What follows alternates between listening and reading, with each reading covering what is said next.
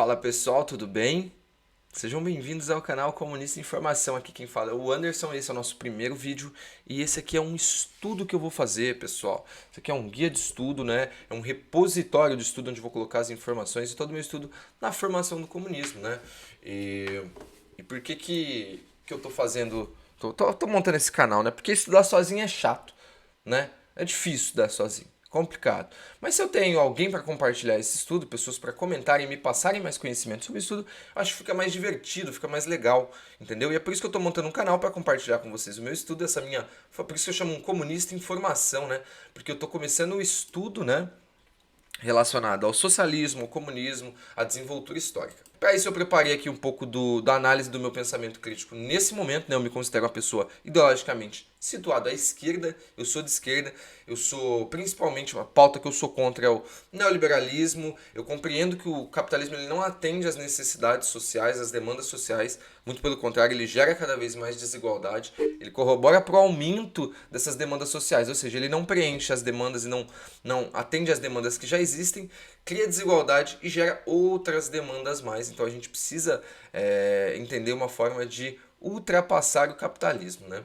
Então é por isso o meu estudo, e eu tenho muito pouco conhecimento dentro da área do socialismo e dentro da área do comunismo, né, que é a evolução do socialismo. Pautas que eu defendo nesse momento, né? Eu sou filiado ao PDT, sou militante do PDT, né? Fui militante do PDT por muito tempo, né? Agora estou descansando um pouco depois das eleições, foi difícil, né? Votei no Ciro Gomes em 18, votei no Ciro Gomes esse ano de novo, segundo turno eu votei no Lula, né? Foi uma campanha bem questionável do Ciro, sabe? Errou em vários pontos, né? Errou ali talvez o tom, o diálogo, enfim, errou muitas coisas. Por isso que foi tão ruim, também por ser muito polarizado, mas eu acho que não é esse o contraponto. Enfim, a gente tem críticas a se fazer que devem ser feitas mesmo, e é assim que a gente melhora, né? A gente não tem ídolos, a gente tem pessoas que nos influenciam, que a gente gosta, que a gente compartilha determinadas ideias, né? Tem ideias em comum, tem desejos em comum. E prioritariamente, né, o que eu defendo hoje em dia, né? Só para o que eu tô falando de mim aqui, para pautar esse momento a gente tem um marco, né? Como que eu penso agora? Como que o Anderson pensa nesse momento? Como eu vou estar pensando daqui para frente, através do meu estudo, entendendo mais e tendo mais conhecimento e adentrando mais a área. A gente precisa ter um marco, um ponto de partida, que eu acho que é importante que seja esse. Eu defendo prioritariamente um projeto nacional de desenvolvimento, ou seja, que a gente comece a pensar o Brasil como um projeto todo e a gente tenha dentro desse projeto o desenvolvimento do país para daqui 10, 15, 20, 30, 50, 100 anos que seja, com políticas a curto e longo prazo. Eu chamo de desenvolvimento porque a gente tem muitas coisas a desenvolver e um dos pontos principais é a indústria, né? Eu sou a favor da reindustrialização e do desenvolvimento tecnológico, educacional, científico. Por quê? Porque todos os países hoje que ocupam os melhores lugares, têm os melhores indicadores, têm dinheiro, têm tudo, estão desenvolvendo, estão na fronteira do conhecimento, estão disputando nanotecnologia, estão construindo nanochip. E o Brasil não produz luva de látex, né, para passar por uma pandemia aí. Tem que importar, não faz micro-ondas, um bagulho que tem na casa de todo mundo. O meu tá ali em cima agora, sabe? Que há muitos anos existe, o Brasil não produz. Ou seja, a gente parou no tempo, né, enquanto outros países já estão desenvolvendo tecnologias absurdas. Então acho que o Brasil precisa, não sei se dá para recuperar tudo, mas pelo menos começar a pensar isso, né? Taxação de grande fortuna, de herança, expropriação de grande latifúndio, né, para distribuir para pessoas que desejam usufruir daquela terra, que desejam exercer trabalho, aquelas terras estão paradas para especuladores fazerem dinheiro. Então, pô, vamos distribuir. Taxação de grande fortuna. Milionário tem que pagar mais taxa mesmo, pessoal. Eles geram desigualdade. Para alguém ter muito, outras pessoas têm que ter pouco. Para alguém ter muito lucro, tem que ter pessoas trabalhando num custo muito baixo, entendeu? Ou trabalhando muito tempo, com jornadas longas, cansativas, ganhando salários baixos. Então a gente precisa de formas que retirem, né, esse excesso, que realmente é um excesso de dinheiro na mão de algumas pessoas e faça pelo menos uma mínima distribuição. E a questão de herança é o seguinte: se eu produzir e em vida eu não dei nada, não passei nada pro nome do meu filho, eu não dei de presente, eu não deixei algo para ele, não dei exatamente algo para ele, depois que eu morrer, meu amigo, aquilo que produziu fui eu. Ninguém além de mim tinha direito de usufruir daquilo se estava em meu nome, se é meu, entendeu? Então nada mais, nada melhor do que ficar pro Estado, porque tudo é do Estado. O dinheiro é uma criação do Estado, a moeda do Estado, então, né? Quem venha depois que construa as suas próprias coisas, né? E quem teve privilégio que desse, né? Que fornecesse para essa pessoa ali ferramentas para conseguir ser tão bom quanto você na vida e ganhar tanto dinheiro, né? Não ficar aí dependendo de herança. Eu sou contra o teto de gasto, eu acho que isso é uma forma da gente... Não é nem a melhor ferramenta de arrojo fiscal, da gente falar, de começarmos a pensar assim, não, pessoal, a gente tem que realmente pensar fiscalmente, e tem. Ok, normal, uma discussão óbvia, tem no mundo todo. Mas o teto de gastos ali, você congelando por 20 anos. 20 anos. O investimento em educação, em saúde, em tecnologia. Cara, como isso pode ajudar o país? Me diz. Enquanto a gente distribui milhões, eu digo milhões em dinheiro de juro para banqueiro, para bancário, para bancos, para instituições financeiras. Não faz sentido, entendeu? Então a gente tem que pensar melhores formas de ser consciente fiscalmente, que não seja tirando o direito de pobre, ok? E da classe trabalhadora, principalmente. Eu sou contra a financeirização do Brasil e projetos políticos voltados à elite financeira. Bancos com crédito, cartão de crédito com rotativa 300%, com, como que chama? Aquele cheque especial a não sei quantos mil por cento. A pessoa faz uma dívida de 1.000, vai para 10 mil, 100 mil, enfim. Eduardo Moreira fala muito disso. Se quiserem saber mais, procurem ele aí, né? Mas, enfim, eu acho que os bancos em anos de crise e em quaisquer anos que sejam têm sempre lucros absurdos, a gente tem que começar a parar para pensar, né? Pô, por que nas crises eles estão ganhando tanto dinheiro? Pensa. É bom? Crise é bom? Você ganhou mais dinheiro na crise? Você ficou mais rico na crise? Não sei. Talvez aí você, alguém aí pode ter ficado. Eu não fiquei e a maioria da classe trabalhadora não. Por que os bancos ficam? Pensa nisso, tá bom? Eu vou elencar algumas referências aqui em alguns pontos específicos de áreas do conhecimento, em algumas áreas do conhecimento. Político Ciro Gomes, apesar de todas as falhas, né, e de não ter conseguido ser presidente do Brasil, ele é uma pessoa que luta pela politização das pessoas, né? O cara escreve livro, o cara dá palestra, vai em todo lugar, tá em todo canto. O cara fez um canal de games para falar sobre política. Então é muito importante dar também esse como que eu posso dizer, esse rótulo a ele, né, de politizador. Com todas as falhas, ele é a pessoa que mais politiza no Brasil. É o político que mais politiza o debate no Brasil. Economia, Paulo Gala e André Roncalli são as pessoas que... O Paulo Gala me inspira muito, ele foi o cara que me deu o start de que existem pensadores, né, pessoas que entendem a economia não só como uma matéria do conhecimento, uma forma de ação política, mas algo social, né, que evolui junto com a sociedade, em conjunto com a sociedade, através da sociedade e para a sociedade, se possível. André Roncaglia, mesmo quesito, né, ele destrincha temas, ele principalmente destrincha os neoliberais, ele faz uns reacts muito bacana. Ambos têm canais no YouTube, né, vocês podem pesquisar. Na ciência, Pirula tem um canal de ciência excelente, né, eu adoro assistir os vídeos dele, é uma pessoa que faz um trabalho magnífico, assim, de estudo, né, os vídeos deles são longos e muito bem trabalhados. Traz a ciência como algo simples, ele é muito engraçado, ele é muito gente boa e além disso é um ateu que prega um conhecimento sobre o ateísmo excelente, um conhecimento científico, né? Que não julga quem pensa diferente, mas que tenta trazer essas pessoas para um debate mais racional. Acho isso muito importante. Neil deGrasse Tyson e Carl Sagan são talvez as maiores referências de ciência para mim no planeta, né? Porque eles são grandes divulgadores científicos. O Carl Sagan é o criador da série Cosmos e o Neil deGrasse Tyson é o que fez a série Cosmos recente. O Carl Sagan tem um livro O Mundo Assombrado pelos Demônios que é muito bom. Eu indico para vocês. Perdão, eu indico para vocês de leitura. Geopolítica, Elias Jabbour, cara, ele é um geógrafo excelente, um comunista, né? E até por isso ele está aqui dentro da minha linha de estudo. E o livro dele, China, o Socialismo do Século XXI, vai entrar na nossa rotina de estudo logo mais. Tebagdi, acho que é Thiago Bagdi o nome dele, não lembro direito, só sei que eu sigo ele no Instagram, ele apareceu numa live do Cazé. Cara, desde então eu sigo ele. Quando começou o conflito Rússia-Ucrânia, ele fez uma live no meio da madrugada com o Cazé, entrou na live, explicou tudo, deu um contexto social ali muito bacana. E desde então eu sigo ele, e ele faz uns comentários muito legais. Agora na Copa do Mundo ele tem feito uns comentários muito interessantes também sobre os conflitos entre as seleções que estão nos grupos ali.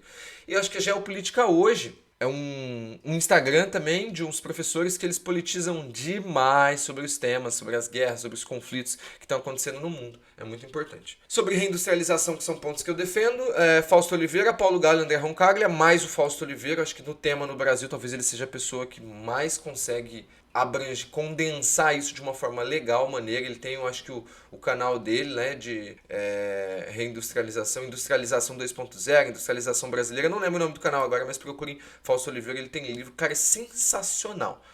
Educação, Ciro Gomes Haddad, Leandro Carnal. Ciro Gomes por ser defensor de um projeto de educação muito bom, que é o do Ceará, né? Ó o doguinho latino. Ó. Madalena, bagunça, hein? Ela faz isso de vez em quando. É só pedir pra ela ficar quietinha. O Haddad foi o melhor ministro da educação que a gente já teve. A gente tem que dar. Eu não acho ele como chefe do executivo, talvez uma pessoa. Ele falta carisma, como falta no Ciro, para assumir determinadas posições, né? Mas a gente não pode deixar de tocar no nome dele quando a gente fala de educação, pelo menos não a minha geração, né? Leandro Carnal, eu acho que ele é um dos maiores influenciadores da leitura no Brasil, um dos caras que mais lê no Brasil. E influencia isso, eu acho que a leitura é o primeiro passo pra gente. É o primeiro passo pra gente começar a tirar as amarras, né? Que a gente tem de determinados conceitos, a gente tem estigmas, e através da leitura a gente consegue se libertar e entender melhor como o mundo funciona. Então o Leandro Carnal, ele é, excelência nisso. Além dos livros maravilhosos, indico, se vocês quiserem ler, Teorema do Porco Espinho. Filosofia. Clóvis de Barro Filho, Sartre e Voltaire são meus maiores influenciadores. O Clóvis, para mim, é o maior, assim, é um dos maiores nomes quando a gente vai falar de explicar a filosofia e a relação entre ética, moral e tudo que diz respeito a isso. Então ele é excelente, é legal, ele é engraçado, ele é divertido. Então assim, na filosofia eu adoro. Quando eu quero entender uma coisa melhor, eu procuro para ver se o Clóvis está falando disso, ou se não o próprio Karnal, ou enfim, outras pessoas e outras referências que são só algumas que eu coloco, tá? Eu não sou só isso. Filosofia para mim não são só eles, tá? Mas são nomes que me inspiram. Voltaire, tem um livro dele que eu gosto muito, que é o Deus e os Homens, que ele fala sobre a religião e como foi a evolução da religião junto com a sociedade através do tempo, da história, lá de trás até hoje, até pelo menos a época dele, que eu não lembro aqui direito, enfim, a gente pode falar sobre esse tema, mas ele fala da religião e como ela se modificou através do tempo. Sartre, eu gosto do existencialismo, por quê? Porque ele me culpa. O existencialismo, ele me dá o poder tanto de ser o dono das minhas atitudes. E, gente, quando eu digo isso, eu não falo que a gente comanda tudo. A gente não comanda, tá? As influências externas são muito maiores do que a gente pode, sei lá, às vezes a gente acha que a gente é livre e está fazendo escolhas, mas essas escolhas já foram tomadas, enfim. Mas quando a gente pode e consegue tomar essas escolhas, que a gente esteja permeado de conhecimento, de consciência daquilo que a gente está falando, né? O próprio Karnal, né? Ele tem uma frase muito interessante quando ele vai falar de Sartre, que é 99% da nossa vida a gente não comanda. Talvez a gente comande 1%, mas que a gente comande 100% e esteja 100% no controle desse 1% que a gente pode controlar. Ou seja, quando a gente pode tomar decisão, a gente tem que estar 100% consciente daquilo que a gente está fazendo, da consciência, da consequência que isso vai trazer. E maior influência no momento, Elias Jabbour, né, o geógrafo que eu já citei aqui também, e comunista, né? Eu assisto muitos vídeos dele e ele desbanca muitos neoliberais, assim como o André Roncalli. Eu acho isso muito importante, porque são discursos, estigmas que acabam com o pensamento crítico da sociedade e moldam pessoas que estão achando ali realmente que estão lutando por uma causa que são delas, mas na verdade elas estão lutando por uma causa de um pequeno grupo de pessoas que detém aí esse poder de informação, essa influência dentro do capitalismo, dentro desse liberalismo, e as pessoas acham que é esse o único caminho, e não. O Elias Jabbour, ele consegue trazer para nós conceitos aí que desmistificam, né, o liberalismo, ok? E então ele vai ser alvo de muito estudo, inclusive o livro dele está aí na rota. E o Gaio Fato, ele é do História Cabeluda, né? Ele é um comunista, um professor de história, e ele também desbanca neoliberais e fala muito sobre o processo histórico do socialismo, né? E da União Soviética, da China, enfim. Fala muito de como era, tem até um vídeo dele muito legal, que são as pessoas, né, falando como se elas têm saudade da União Soviética. Isso é muito importante, do socialismo, é muito legal, é muito importante você saber qual é o pensamento dessas pessoas, né? E vamos lá, sem mais delongas, né? Qual que é o meu objetivo, então, com isso, pessoal, com esse início de estudo aqui? É iniciar mesmo o processo de estudo do socialismo e como o socialismo leva ao comunismo e do processo histórico e econômico do mundo a partir da visão de Karl Marx. Ou seja, eu vou estudar Karl Marx para entender a visão dele sobre como foi a evolução, o processo histórico e econômico do mundo, sabe, da sociedade, até o momento em que ele estava, o momento atual dele, né? E como isso influenciou todo mundo. E como o socialismo e o comunismo talvez seja uma das maiores insights, das maiores pulos do gato aí descobertos por algum cientista, né? Por algum estudioso como era Karl Marx. Acho que ele começou estudando direito, depois ele passou para filosofia. Enfim, a gente vai descobrir. Eu estou partindo do zero, então a gente tem conhecimentos muito abrangentes, mas a gente vai melhorar isso, vai se tornar mais específico, vai ter um conhecimento melhor, né? O que eu li até o momento, né? Eu li o Manifesto Comunista, que eu achei importante. Falei, pô, eu vou ler para entender o que é, para ter pelo menos ter lido uma coisa que todo mundo fala, né? Um conceito que todo mundo toca. Ah, você leu o Manifesto Comunista? Eu li. Eu posso falar que eu li o Manifesto Comunista. E é muito legal. E ali eu consegui ter alguns conhecimentos, pessoal. É bem curtinho, acho que tem 21 ou 23 páginas. Mas é tão bem condensado, tão bem explicado, que a gente consegue... Eu entendi o que ele quis dizer com isso, sabe? Eu entendi o que o Karl Marx quis dizer com isso. Tá ok? E a primeira leitura que a gente vai fazer é Marx, uma introdução. Eu vou abrir ele aqui pra vocês agora. Estão vendo aí? Então, né? Eu sei que a melhor forma não é ter o PDF, né, pessoal? Tô pirateando, assumo isso. Mas é que eu tava sem grana pra comprar. E eu queria muito ler esse livro, que é uma indicação do... E aqui eu vou falar, peraí.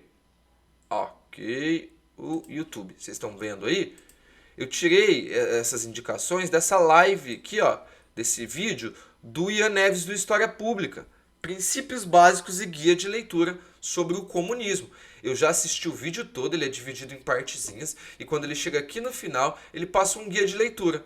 E eu não vou falar desse guia de leitura completo, eu vou indo por partes, tá bom? O primeiro livro é Introdução a Karl Marx, uma introdução, que é esse livro que eu estou mostrando aqui para vocês. Guia, aqui ó, livro, tá bom? Então esse é o nosso primeiro livro aqui, eu já estou no capítulo 2 dele e no próximo vídeo eu vou fazer um fichamento aqui, um resumo desses dois capítulos que eu já li, ok, pessoal?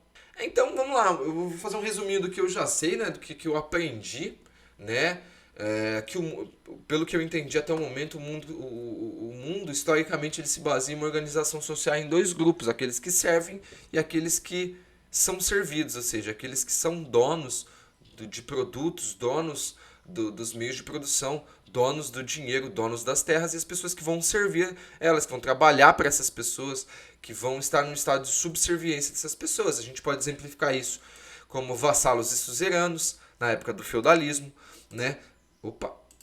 Senhores de escravo e escravos, né? Na época da escravidão. Caramba. A gente pode basear aqui burguesia e proletariado, que é onde Karl Marx vê, né, os burgueses e o proletariado, que a proletariado é a classe trabalhadora, burguesia são os donos de meio de produção que utilizam, né, do trabalho do proletariado. Este último é o ponto focal de Karl Marx, né, que aponta que com o capitalismo esse tipo de estigma se reforça, ou seja, com a chegada do capitalismo, essa relação de quem serve e quem é servido aumenta, esse estigma aumenta. Pois a burguesia ela vai deter os meios de produção e vai ofertar ao proletariado a liberdade de escolher trabalhar, né? E colocando isso como algo digno, que realmente trabalhar é algo digno, né? E também colocando eles como consumidores, ou seja, eles não são trabalhadores, eles são pessoas que consomem, eles detêm poder aquisitivo. Então o trabalhador ele produz, mas ele não detém riqueza e às vezes ele não consegue nem consumir daquilo que ele gera de trabalho, né? Daquela riqueza, daquele produto que ele gera, porque ele é submetido a salários mínimos, que é baseado no mínimo que você precisa para existir, né? É uma forma de escravidão. O Marx ele defende que a queda dessa divisão social, que começa a partir... Posso estar errado aqui, pessoal, e é o conhecimento mínimo que eu tenho, é por isso que eu vou estudar para melhorar isso. Expropriar os meios de produção e tornando os objetos do coletivo, ou seja, os meios de trabalho não vão ser da burguesia, vão ser de todo mundo que realmente né, impõe o seu trabalho, que acorda cedo, vai lá e trabalha e produz. Essas pessoas vão ser donas desses meios de produção e vão ter uma divisão melhor, né, dessa riqueza, vão participar dessa riqueza advinda, né, trabalho. Afinal, é ele que trabalha, ele que executa, né, é ele que idealiza. Então a gente vai ter a ditadura do proletariado. A gente entende ditadura aqui como a maioria, as pessoas que trabalham tomando conta, né, dos meios de produção. Não significa que elas vão maltratar e fazer mal a outras pessoas. Não é isso que a ditadura quer dizer aqui, ok? Nada mais do que um sistema que atenda às demandas de quem produza e de quem trabalha, ok? É isso que eu penso. E não seja um acumulador de riqueza e gerador de desigualdade social. Lembra que é uma das coisas que eu defendo e é por isso que o socialismo e o comunismo se apresentam como uma coisa que partilha do que eu penso, tá? Não é à toa que eu estou chegando aqui. O fim do socialismo seria o comunismo, a ausência completa de Estado, e eu não vou me meter nesse assunto, pois eu tenho que aprender sobre ele para falar um pouco melhor.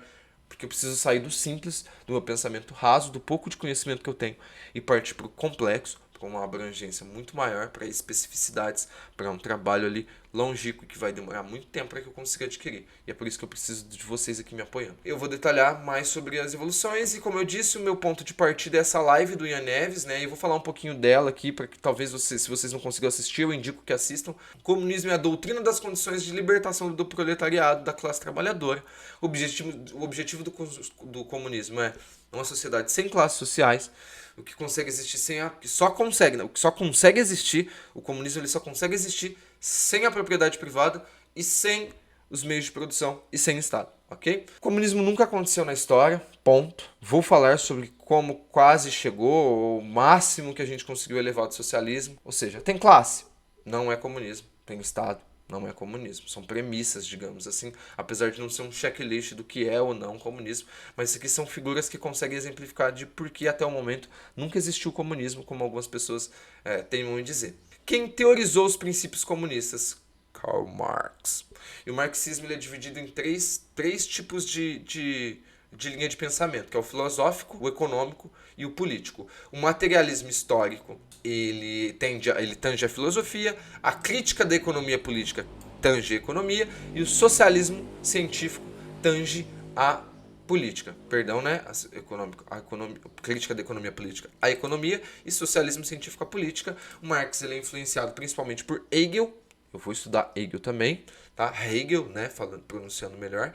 E a crítica do Marx e pilar filosófico é a crítica do utopismo e idealismo. Ou seja, antes a visão do socialismo, né? A visão era que isso era uma utopia, era só uma idealização. E aí o Marx traz... Não, ele traz o materialismo histórico dialético. Ele vai ver que através do processo histórico a gente consegue chegar num socialismo real, né? Que atenda às demandas necessárias e não é um utopismo, uma idealização. Tá? Então isso aqui é uma base do que o Ian fala ali, ele vai entrar nesses pontos e vai ser muito mais específicos, tá bom, pessoal? Mas como hoje esse é um vídeo só para mostrar aqui e iniciar esse nosso estudo, né, e apresentar para vocês aqui o livro, e logo eu vou trazer um resumo e a gente vai fazendo esses resumos e eu vou discutindo o que eu entendi junto com vocês. Eu ia trazer mais coisas sobre a live do Ian aqui, mas eu acho que é legal vocês também irem lá e darem uma oportunidade dele explicar isso para vocês, tá bom? Eu vou começar o estudo através do livro que ele indicou, do primeiro livro, que é uma introdução a Karl Marx, que eu acho que é realmente a forma correta da gente iniciar, pela introdução. Tá bom, pessoal? Então, né, mostrar mais uma vez o livro aqui para vocês. Karl Marx, uma introdução, Georges Grespin. Beleza? Vou mostrar para vocês aqui também. Beleza. Perfeito. Aqui a live do Ian, se vocês quiserem seguir. Ok. E é isso, pessoal. Tá excelente. Vamos continuar então no meu estudo. No próximo vídeo a gente vai ter um resumo aí dos 2 primeiros capítulos do livro Karl Marx, uma introdução a Karl Marx, do Georges Grespin. Beleza, pessoal? Muito obrigado pela atenção de vocês. Espero que vocês continuem comigo nesse estudo. Espero que esse canal seja uma forma também de partilhar conhecimento com vocês e que vocês que estão pensando em começar o estudo do socialismo, do comunismo, percam esse medo e consigam, através do conhecimento, se libertar de determinadas amarras, assim como eu desejo fazer também. Um beijo no coração de todos, proletários de todo mundo, univos!